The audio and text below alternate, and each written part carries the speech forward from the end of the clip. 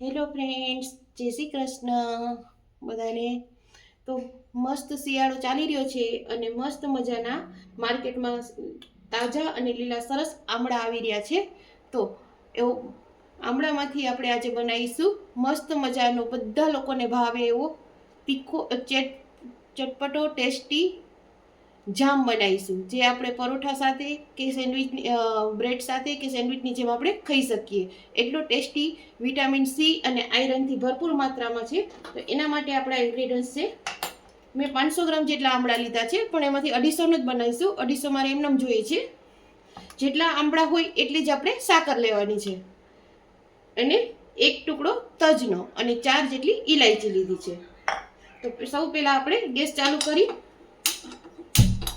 અને આ રીતે આપણે પાણી મૂકી દીધું છે, એમાં સ્ટેન્ડ રાખ્યું છે અને એમાં આ ચાણી મૂકી છે. એને આપણે પહેલા ગરમ કરી લેશું.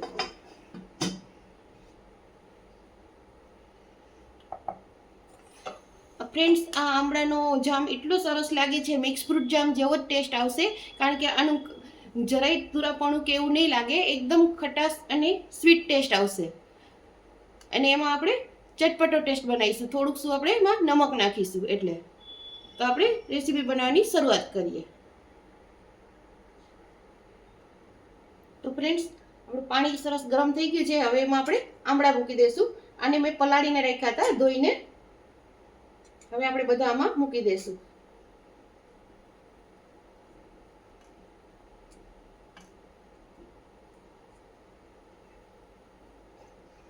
બને ત્યાં સુધી કોઈ એમ પ્લેન જ લેવાના. કોક ડાઘ હોય તો ચાલે, પણ બહુ ડાઘવાળા નહીં લેવાના. આ જામ આપણે આખું વરસ સ્ટોર કરી શકીએ, કારણ કે આમળાની સિઝન અત્યારે જ હોય છે. તમે ફ્રેન્ડ્સ આમળામાંથી કઈ કઈ આઈટમ બનાવો છો એ પણ મને કોમેન્ટમાં કહેજો.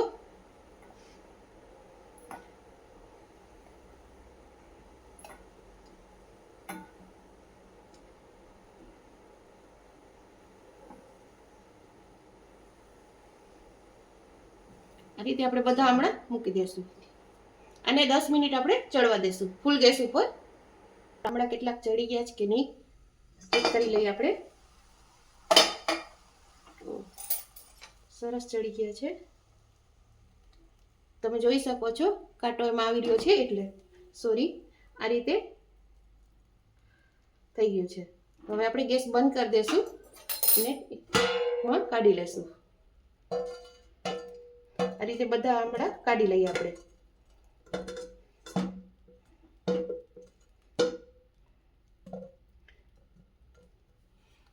અને ઠંડા થવા દેશું. તો ફ્રેન્ડ્સ, આ થોડોક ઠંડા થઈ ગયા છે. હવે આપણે આ રીતે કરી નાખશું અને બી આપણે એક સાઈડમાં રાખીશું. હજી થોડાક ગરમ છે.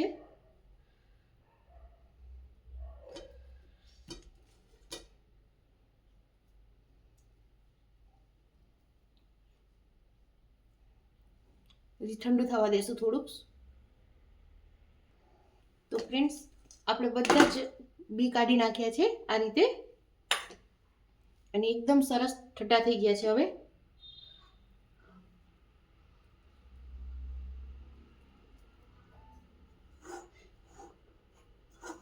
બધા જ બી નીકળી ગયા છે, તમે જોઈ શકો છો. હવે આમાંથી હું અડધા આમળા મારે એમ જ જોઈએ છે, એટલે અડધા આમળા હું લઈશ.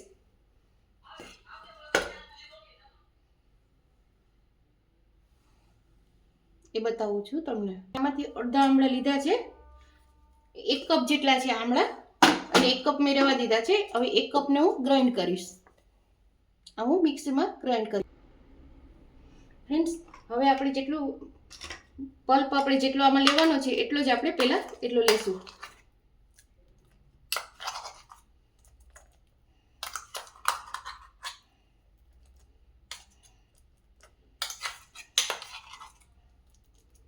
તો આ 1/2 કપ જેટલો છે, એટલે આટલી જ આપણે એમાં ખાંડ લેશું.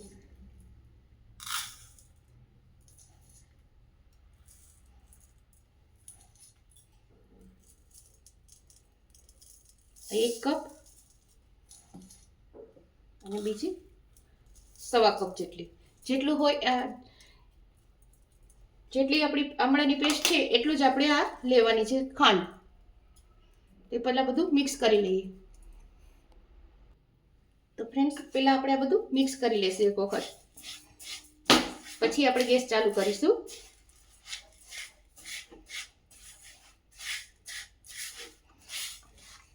આપણે નોનસ્ટિકમાં એમ જ કરવાનું છે, અથવા તો સ્ટીલમાં કરવાનું છે.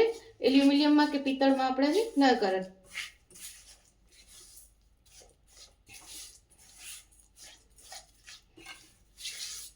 હવે આપણે ગેસ ચાલુ કરી અને એને સ્લો ટુ મીડિયમ ફ્લેમ ઉપર કરીશું.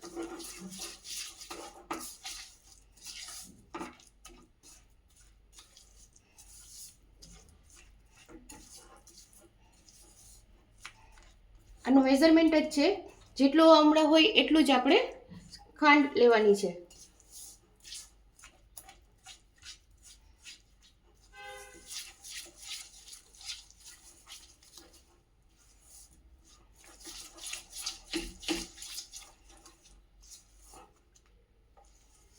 આમાં ગોળ પણ આપણે લઈ શકીએ, એનો પણ આ જ માપ છે. જેટલું ગોળ જેટલા આમળા એટલો જ ગોળ.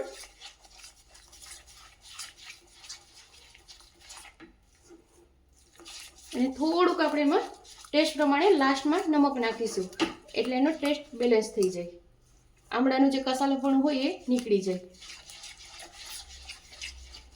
આ રીતે આપણે એકદમ ચલાવીશું. આ તમે જોઈ શકો છો, અત્યારે સાકર ઓગળે છે એટલે પેસ્ટ એકદમ ઢીલી થતી જાય છે, મેલ્ટ થતી જાય છે. મતલબ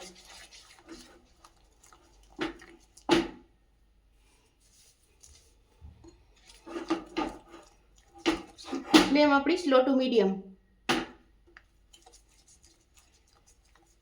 આ રીતે આપણે ચલાવતા જઈશું.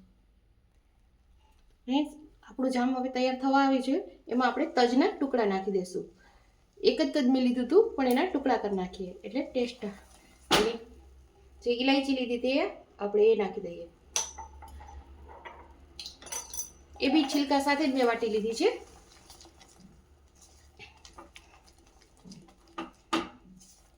ટેસ્ટ બેલેન્સ કરવા માટે ચપટી જેટલું નમક.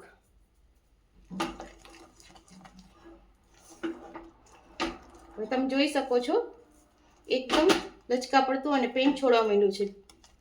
જો આ જે દેખાય છે તજનો ટુકડો છે.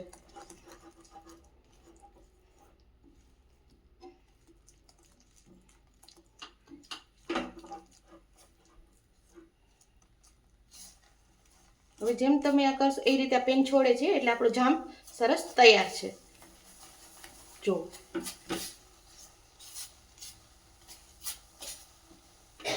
ગેસ આપણે બંધ કરી દઈશું અને આ બધું પહેલા મિક્સ કરી લઈએ.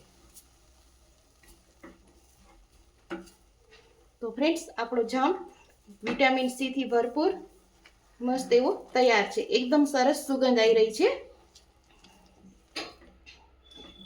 આમાં આપણે લીંબુ કે એવું કશું નથી નાખવાનું, કારણ કે વિટામિન આમળામાં છે જ એટલે ખટાશ તો આવી જ જશે. એટલે તો આપણું જામ તૈયાર છે. હવે હું ગાર્નિશ કરું છું. તો ફ્રેન્ડ્સ, તૈયાર છે આપણો મસ્ત મજાનો વિટામિન સી અને આયરનથી ભરપૂર એવો આમળાનો જામ. આ આપણે એમ જ એકલો પણ ખાઈ શકીએ છીએ ચમચીથી, અને પરોઠા રોટલી સાથે પણ ખાઈ શકીએ, અને ટિફિનમાં છોકરાઓને પણ આપી શકીએ છીએ. એટલો ટેસ્ટી છે. તો બ્રેડ સાથે ને બધા સાથે આપણે ખાઈ શકીએ છીએ. તો તમે પણ બનાવજો અને કોમેન્ટમાં મને કહેજો કે તમે કેવી રીતે બનાવો છો, અને આમળાની રેસીપીમાંથી તમે શું શું બનાવો છો એ પણ મને કહેજો. તો બધાને જય શ્રી કૃષ્ણ.